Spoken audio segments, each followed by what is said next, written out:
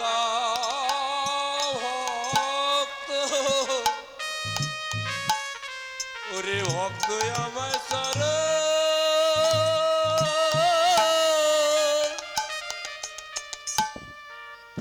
ওরে তোমার চরণ ধুলে,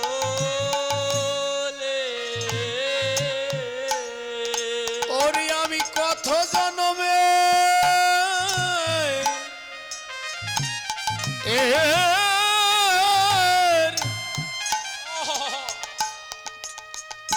কত জন্মে ওরে অপরাধী, ওরে তোমরা দাও দাও ভক্ত চরণ ধুলি, কত জন্মের অপরাধী, কত জন্মের অপরাধী, ভক্ত চরণ ধুলি, কত জন্মের অপরাধী, দাদা ভক্ত আমায় ভক্ত চরণ চরণ ধুলি।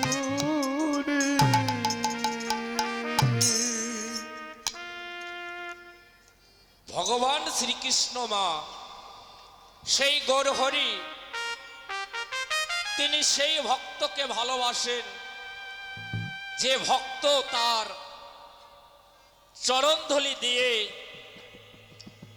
শিরোপা বিধি থেকে তাকে মুক্ত করেছিলেন। ভক্ত শ্রেষ্ঠ নারদ মা একদিন মনে মনে সে আক্ষেপ করেছিল,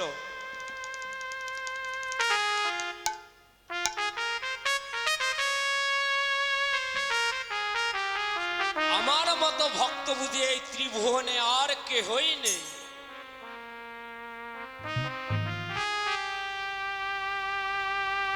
তাই তিনি ভগবান শঙ্খচক্র গদাপদ্ম নারায়ণকে যে জিজ্ঞাসা করলেন যে প্রভু, আমার থেকে কেউ কি বড় ভক্ত আছে?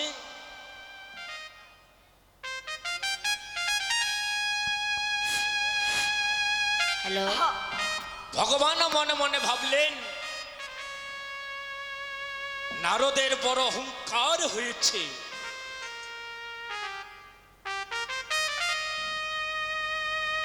তার অহংকারকে চূর্ণ বিচ্ছিন্ন করাই আমার কর্তব্য হয়ে দাঁড়িয়েছে। আমি ভগবান শ্রীকৃষ্ণ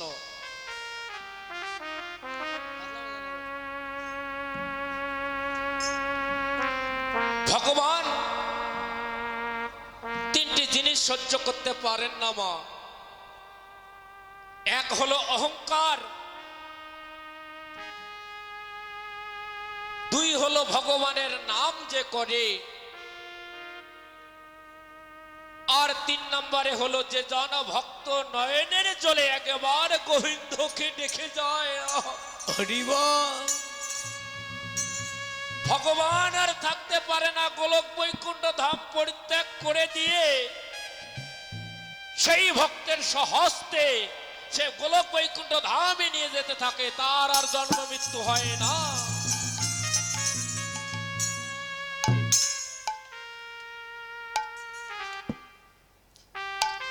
তাই নারদকে শিক্ষা দিলেন।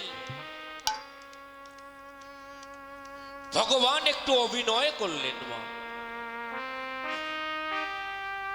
কেন করলেন? ভক্ত নারদকেও শিক্ষা দিলেন আর জীবকেও, সকল জীবকেও তিনি শিক্ষা দিলেন। বাবা,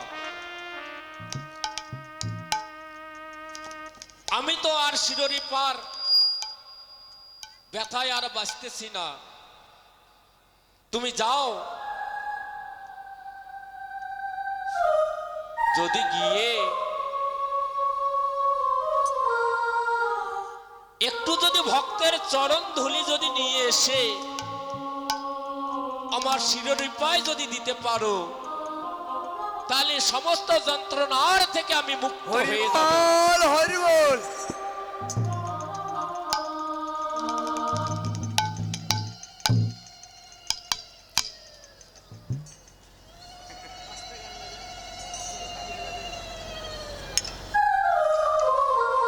তখন নারদের ছুটাছুটি শুরু হয়ে গেল। সমস্ত খানে তুমি গেলেন, কিন্তু কোথাও গিয়ে সেই একটু মাত্র চরণ ধুলি নিতে পারলেন না।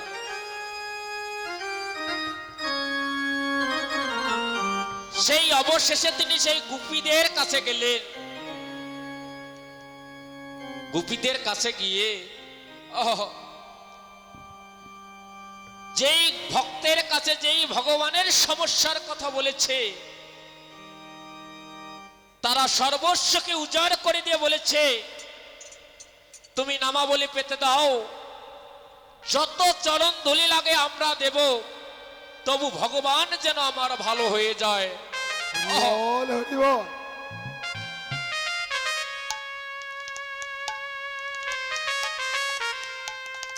আমরা ইহ জগতের মানুষ শুধু নিজের জন্য ভাবি মা।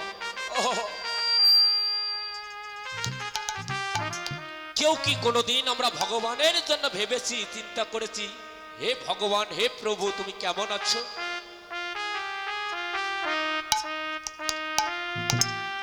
কেউ করিনি।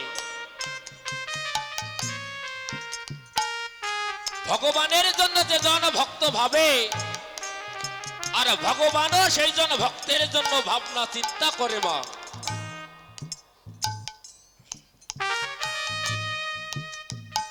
তাই নারদ এই চরণ ধুলি যখন নামাবলী পেতে দিয়েছেন, সমস্ত ব্রজ গোপীরা চরণের ধুলি যখন এই নামাবলীর মধ্যে দিয়েছে বাবা, তার কি হয়েছে? সঙ্গে সঙ্গে শিরের পা বেদি ভালো হয়ে গিয়েছে। হরি বল, হরি বল।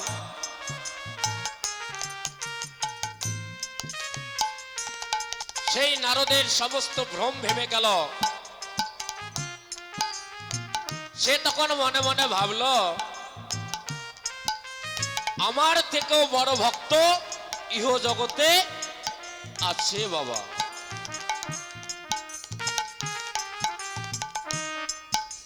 নারদ সবসময় ভগবানের গুণকীর্তন করতেন,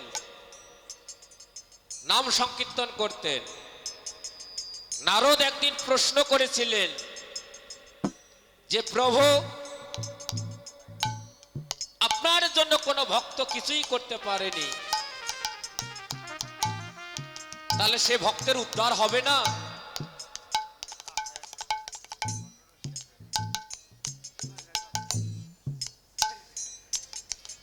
তাহলে সে তখন বলেছে, উদ্ধার হবে যদি সে একটু তুলসী পাতা দিয়ে আমার চরণে একবারে নিবেদন করতে পারে,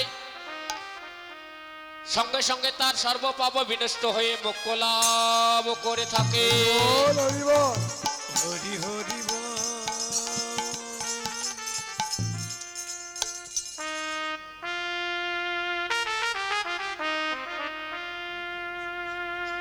হরি বল, হরি বল, গৌর হরি বল। হরে কৃষ্ণ। আর যদি কোনো ভক্ত গঙ্গা জল দিয়েও যদি আমার চরণে নিবেদন করতে পারে, সেও মোক্ষ লাভ করে থাকে। আর যদি কেউ গাছ থেকে পুষ্প চয়ন করে নিয়ে সেও যদি একবার নিবেদন করে, তাহলে সেও আমাকে পাইয়া থাকে। জয় জয় রাধা কৃষ্ণ বিধি প্রেমানন্দে নিতাই গৌর হরি বল হরি বল। হরি হরি বল, হরি বল, হরি হরি হরি বল। হ্যালো হ্যালো, গৌর হরি বল। এই দাদা সাউন্ডগুলো কমায় দাও, বেশি হয়ে গেছে। তাই ভক্ত যদি হতে পারেন মা, তাহলেই আমাদের এই মানব জন্মের সার্থকতা রয়েছে। ভগবান কি করলেন? তিনটি বস্তু দিলেন। এক হলো নাম, দুই হলো সেবা, আর তিন নম্বরে হলো দান।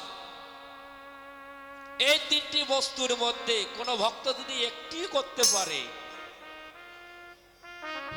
তাতেই তার সর্বস্ব লাভ হয়ে যায়। প্রাচীন যুগে মা একজন রাজা ছিল,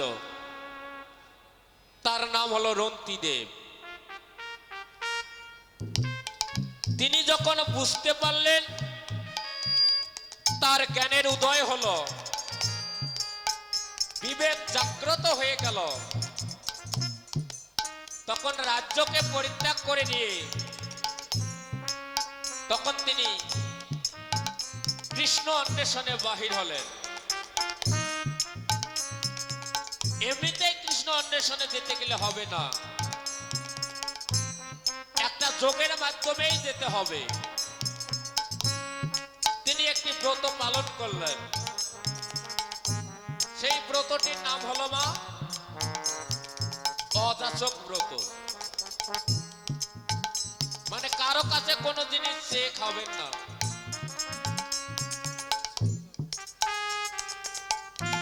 কোন ভক্ত যদি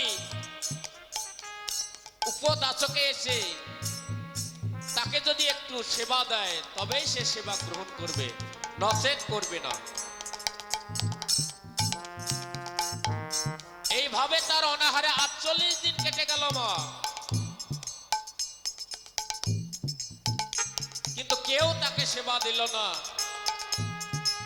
একজনা ভক্ত কৃপা করে সেই রন্তিদেবকে একটু সেবা দেওয়ার জন্য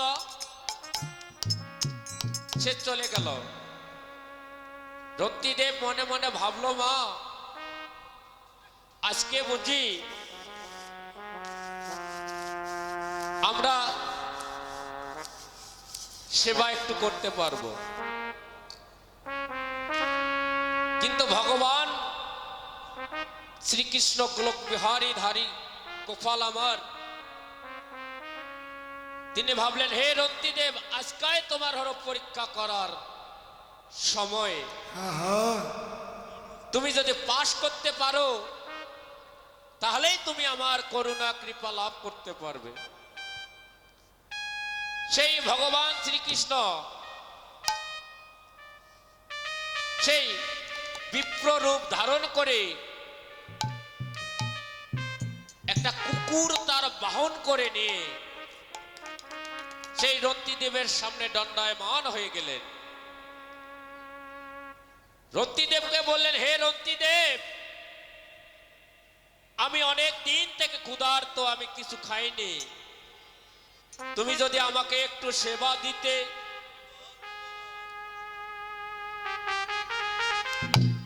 রন্তিদেব নয়নের জলে কেঁদে কেঁদে ভাবতেছে, বাবা আমি ৪৮ দিন অনাহারে আছি, তবু তো আমার শরীরে কিছু হোক আছে, কিন্তু এই বিপ্র যে কতদিন থেকে খাইনি, তার শরীরে কিচ্ছু নেই, অস্থিটুকু ছাড়া।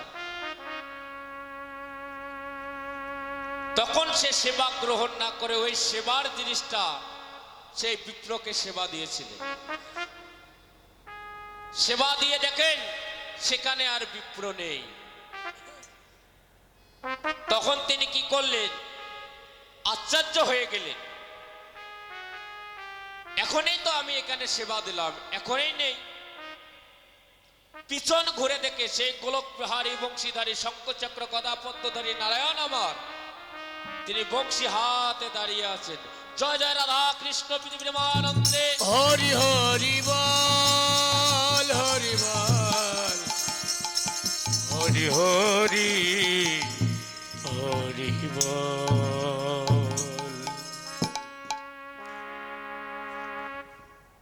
সেই রন্তিদেবকে তিনি আশীর্বাদ করলেন, ইহ জন্মে তুমি যতদিন বেঁচে থাকবে সুখ শান্তি অনুভব করিবে, আর ইহ জগৎ থেকে তখন তিনি চলে যাবেন, তখন আমার সান্নিধ্য লাভ করে সেই আনন্দময় ধামে থাকবেন। জয় জয় রাধা কৃষ্ণ আনন্দে হরি হরি বল, হরি বল।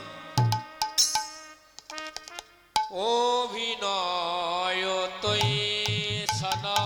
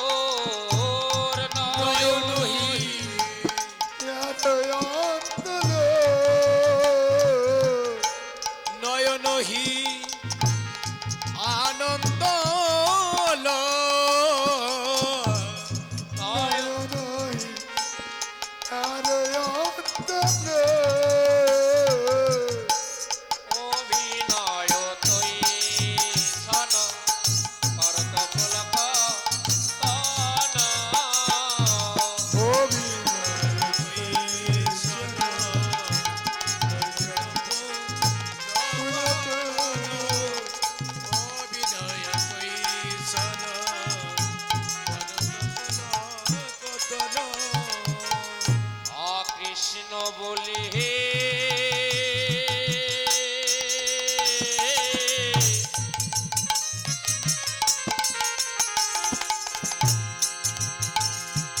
কাঁদে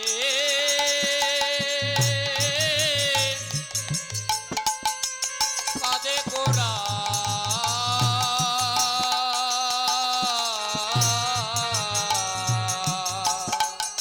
হরে কৃষ্ণ বলে কাঁদে কাঁদে গোরা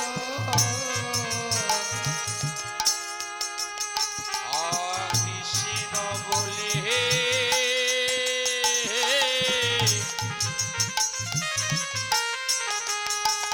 কৃষ্ণ বলে কাঁদে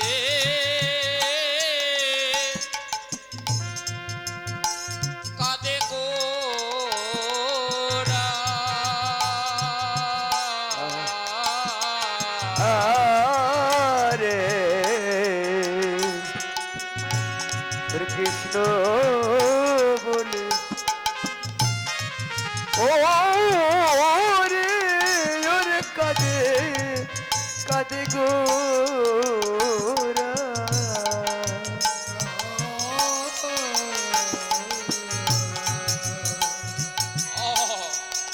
কৃষ্ণ বলে ওরে কাঁদে গোরা তাদের নয় জালে গোরার বুক বেশে যায় কৃষ্ণ বলে কাজে গোরা ওরে নয়ন জলে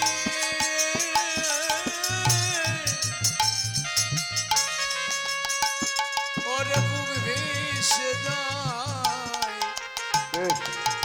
কৃষ্ণ বলে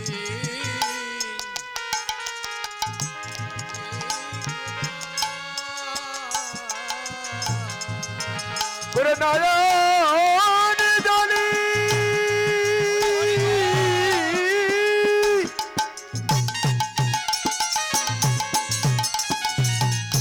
নয়ন জলে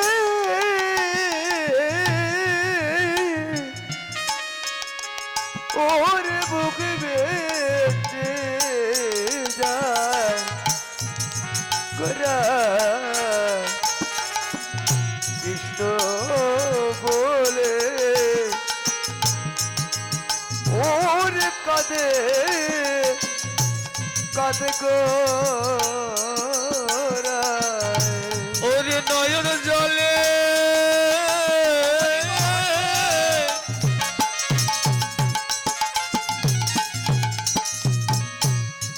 ওর বুক ভেসে যায় ওরে কৃষ্ণ বলে আহা কাঁদে গোরা। জীবের পাষাণে হৃদয়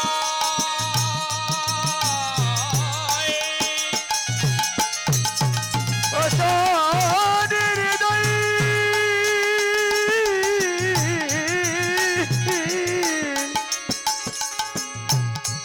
হৃদয় গলি যায় রে হরি বল হরি বল ওরা কৃষ্ণ বলে ওরে কাঁদে কাঁদে গোরা রে জীবের পাষাণে হৃদয়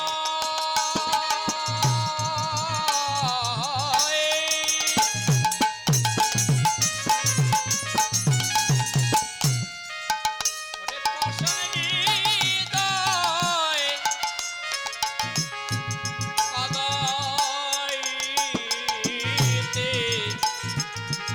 অকৃষ্ণ বলে কাঁদে গোরা আশা হৃদয় গলে যায় কৃষ্ণ বলে আশা কাঁদে হৃদয় গলে যায় রে ওরা কৃষ্ণ কৃষ্ণ বলে ওরে কাঁদে কাঁদে গোরা রে রে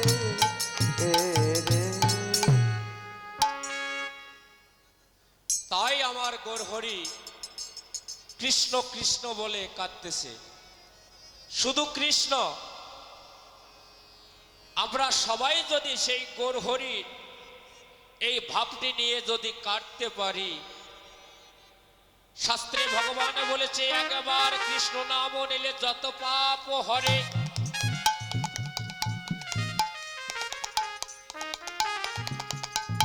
কোন জীবের